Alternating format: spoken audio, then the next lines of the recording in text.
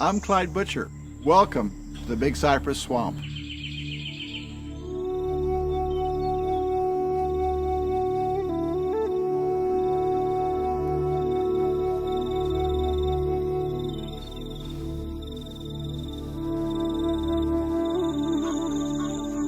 South Florida contains some of the most famous wetlands on Earth. Most folks know about the Eastern Everglades, a national park which encompasses a sea of sawgrass stretching as far as the eye can see. Less well known, and perhaps even more mysterious and varied, is its neighbor to the west, the Big Cypress Swamp. We call this place over here now the Western Everglades. To us old-timers, this is the Big Cypress Swamp.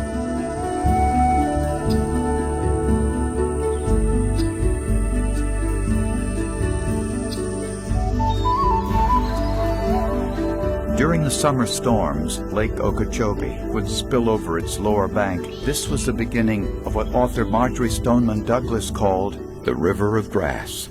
From there, the water would evaporate and form clouds. The winds would blow the clouds west, and the water would return as rain.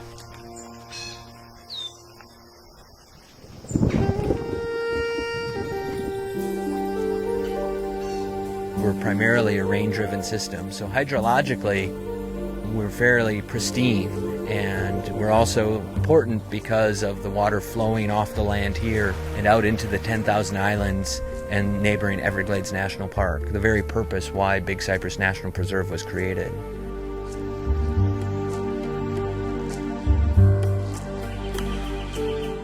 The drinking water, upon which South Florida depends, is located in the aquifers under these swamps. For a century, water was seen as the enemy of the people of Florida. We were all about getting rid of it.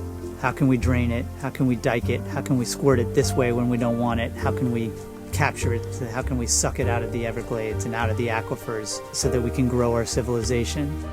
The Pickey & Strand project is critical to the area. It forms the center of our protected lands in Collier County. We have Belmead to the west, we have the Panther Refuge to the north, we have Rookery Bay, the 10,000 Islands to the south, and we have Fakahatchee and Big Cypress National Preserve to the east. There's this sense that the East Coast has gone through a tremendous effort to restore lost conditions, whereas the West Coast, here we have the opportunity to preserve. And I can tell you, I've been at this for 30 years. Preservation is a lot cheaper. It definitely is the way to go.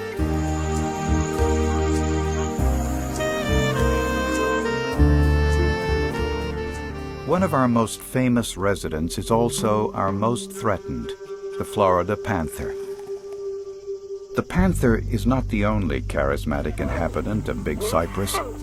The Fakahatchee Strand is home to 44 kinds of orchids.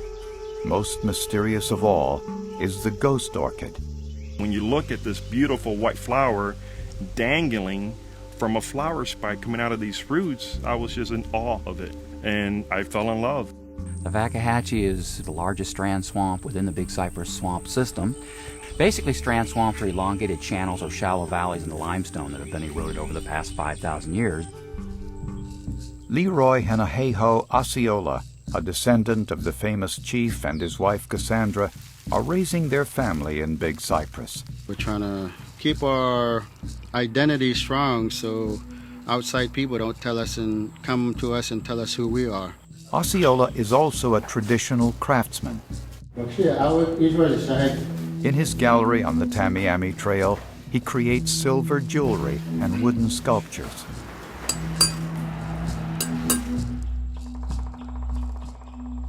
When I'm creating a photograph, I think it's important to create a space so a person can feel like they're there. And that's what I'm trying to do, is connect people with the Everglades, Big Cypress, Fakahatchee, Corkscrew, all these different places. If they can't feel the connection, how are they going to feel it's important?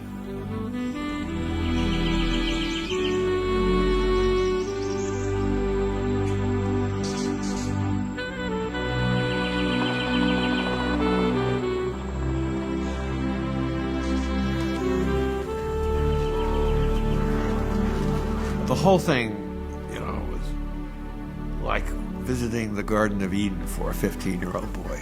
Clouds of birds, alligators lying in every ditch, and snakes and tarpon rolling in the canals adjacent to Tamiami Trail. I mean, how much better does it get?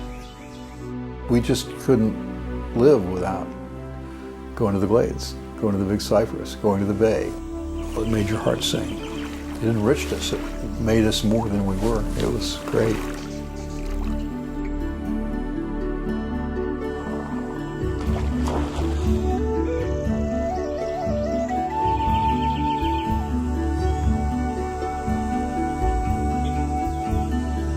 There's no place else in the world like the Big Cypress Swamp. It's really fantastic. The biological diversity here is incredible. Whether the incentive to take care of the Big Cypress Swamp and the Everglades is scientific, recreational, spiritual, or economic, And I went to Big Cypress to kind of restore my soul. there is profound concern over the future of this priceless ecosystem. The spirit of cooperation has saved Big Cypress Swamp in the past. Its future may depend upon new coalitions between environmentalists and the traditional community, between positive local action and promises kept by the federal and state governments. The answer is in me and you.